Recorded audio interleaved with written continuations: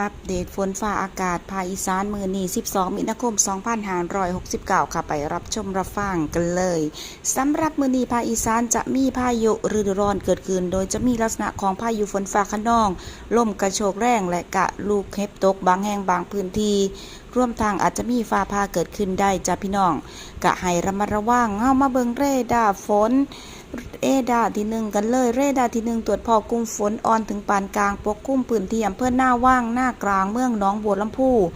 ศรีบุญเรื่องโน่นสังจังหวัดหนองบัวลำพูอำเภอหน้ายุ่งน้ำโสมบ้านพื้กุดจับหนองวัวซ้อจังหวัดอุดรธานีอำเภอวังสะพุงหนองหินหน้าดวงเอราวัณผาขาวจังหวัดเลย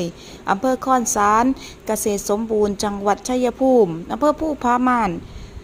ชุมแพสีชมพูจังหวัดขอนแก่นค่ะกะขอให้พี่ๆน้องทุกท่านระมัดระวังในส่วนของฝนตกหนักโดยบ่ไปอยู่ในที่โล่งแจ้งใต้ต้นไม้ใหญ่สิ่งปลูกสร้างและป้ายโฆษณาที่บ่แข็งแรง